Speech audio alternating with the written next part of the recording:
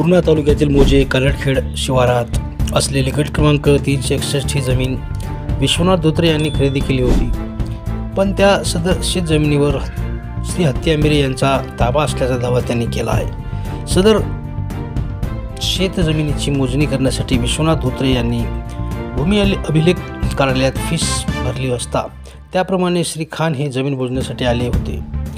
त्यांना ती जमीन मोजण्यास मज्जाव करण्यात आला। त्यांना शेतातही जाऊ दिले गेले नाही। श्री खान यांनी रस्त्यावर पंचनामा करून तेथून निघून गेले। याबाबत श्री हत्ती आंबेरे यांनी पूर्णा पोलिसात अर्ज दिला होता। त्याप्रमाणे पोलिसांनी दोघांनाही पोलीस स्टेशनला बोलावून घेत कोर्टात जाण्याचे निर्देश दिले। मोठा वाद होता टळला। पाहूया। तुम्ही विनाकारण जर समजा तोंडीवर काही करसाल, तोंडीवर अजिबात काहीच तुम्ही करू नये। ही माझी तिसरी वेळ आहे। तुम्ही तोंडीला जर शासन बळी पडत असाल तर इतर समाजा इतर माणसानं गरिबाने करायचं काय?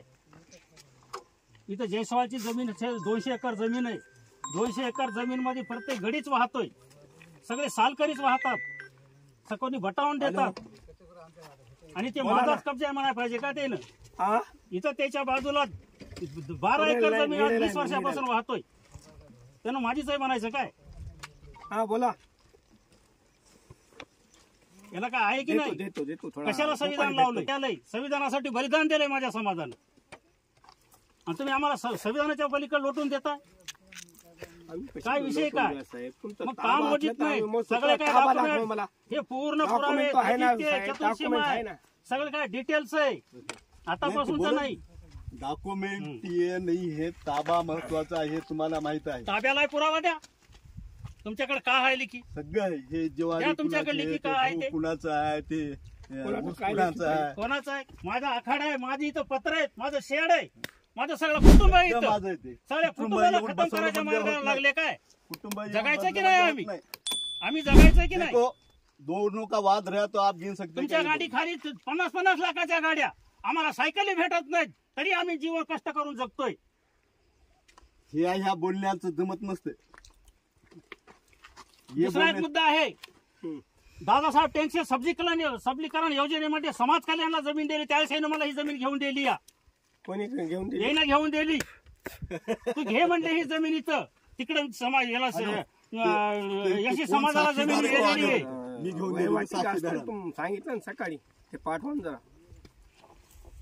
बस आप यहाँ से चले जाइए, बस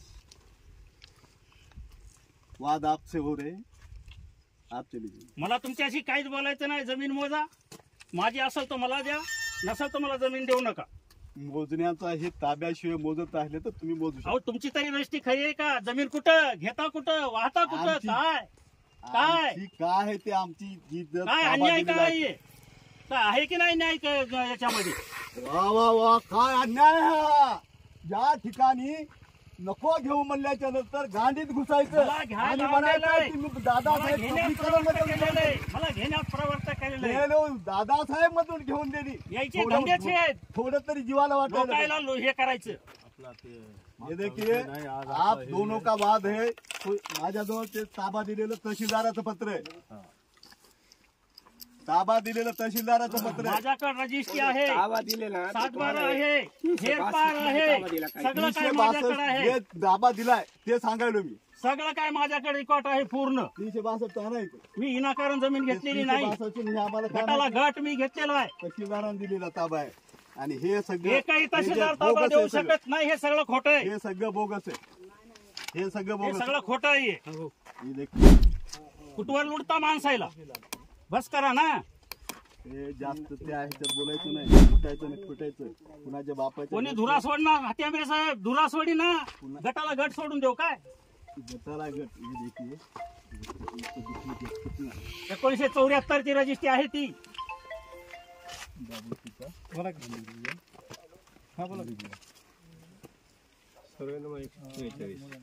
त्यावेळेचे सर्वे नंबरच होते, गट नंबर पडलेले नव्हते। 143 दक्षिण बाजू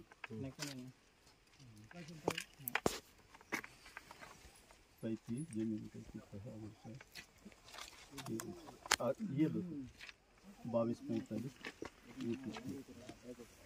और इसकी 2245 ठीक है।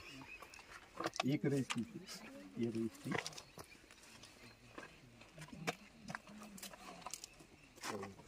मला तर बोलायचं तुम्ही कागद बघा मी बोलतो ते मला मुखपाठ आहे ते तर कागद दाखवतील तुम्हाला मला मुखपाठ आहे लोकांपासून थांबाय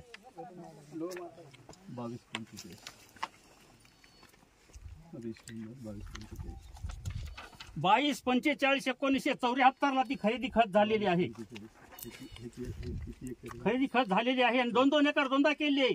भैरवण बुवाच्या नावानं 2 एकर आहे आणि दिगंबर बुवाच्या नावानं 2 एकर आहे.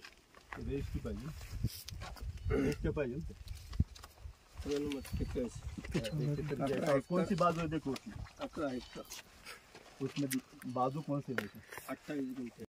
विश्वनाथ राजाराम धोत्रे राहणार निळा असून मी एक विमुक्त भटक्या जातीचा वड्डर समाजाचा आहे. मी एक माझ्या अतोनात कष्टामधून आणि कुठं ना कुठं बराचशी खोदून मी इथं एक थोडीफार जमीन घेतलेली आहे. त्या जमिनीमध्ये नियमानुसार शासनाची खरेदी खत आहे. खरेदी खताप्रमाणे मी खरेदी घेतलेली आहे. माझ्या नावानं 7/12 आहे. सगळा फेर लागलेला आहे. माझी वहीत सुद्धा आहे. सगळं माझं इथं घर पण आहे. माझं कुटुंब इथं आहे. पण इतर जे माणूस विरोधक जे आहे म्हणजे इथं परभणीहून येऊन विनाकारण मला ही जमीन माझी आहे माझा कब्जा आहे म्हणून कोण्याही बेसवर आणि कशाही दबावावर मला दबाव टाकून राजकीय त्रास देऊन मला ह्या वावरामध्ये राहण्यास प्रवृत्त करीत आहे आणि अशा धमक्या देत आहे की तुझं कुटुंब आहेच किती, तू पूर्ण नदीच्या काठाला एकलाच आहेस, तू एकलाच राहतोस, ते तंगडे बांधून नदीमध्ये फेकून देईल पूर्ण तुझ्या कुटुंबाला. अशा पद्धतीनं मला जीवे मारण्याची अतोनात धमकी वारंवार देत आहेत. मी रीतशीर माझ्या नावानं 7/12 पेरा खरेदी खत असल्यामुळे मी रीतशीर अर्ज केला भूमी अभिलेखला, वा माझी जमीन मला मोजून द्या, माझी जमीन मोजून द्या म्हणल्यानंतर पुढचा माणूस त्या जमिनीमध्ये भूमी अभिलेखवाल्याला वावरात येऊ देत नाही. ही माझं आहे म्हणतं. हे एवढं झोपडं बांधलेलं कुटुंब माझं राहिलेलं हे सुद्धा माझंच आहे म्हणून माझ्यावर विनाकारण दंडेलशाही आणि एकदम हुकुमशाहीच्या पद्धतीनं माझ्यावर अन्याय करीत आहे.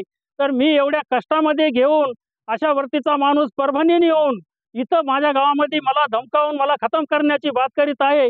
याच्यात ह्या गोष्टीवर माझं पूर्ण कागदपत्र आणि सगळे काय डॉक्युमेंट 7/12 हे बघून सगळं मला शासनानं मला न्याय द्यावा आणि ह्या एवढ्या त्रास होणाऱ्या माझ्या कुटुंबाला वाचवावं ही माझी विनंती आहे. भूमी अभिलेख अधिकारी दिनांक 10/2/2025 मध्ये मोजणी करण्यासाठी आले असता त्यांना वावरामध्ये सुद्धा येऊ दिलेलं नाही. तू जर वावरात गेला तर वावरात जायचं नाही, घरापर्यंत वाखाड्यापर्यंत सुद्धा त्यांना येऊ दिलेलं नाही. अशा पद्धतीनं धमकावून सगळ्या गोष्टीमध्ये एवढ्या त्रासामध्ये आम्ही जगायचं कसं, जगायचं का मरायचं ह्या गोष्टीचा विचार करून मला न्याय द्यावा आणि मला जमीन द्यावा अशी मी. जर न्याय नाही मिळाला तर माझ्या कुटुंबात सगळ्यात मला आत्महत्या केल्याशिवाय पर्याय नाही आणि मला ही जर तारीख वाया गेली तर येत्या 3 दिवसामध्ये मी आत्महत्या सर्व कुटुंबात एकच आत्महत्या केल्याशिवाय मला पर्याय राहणार नाही.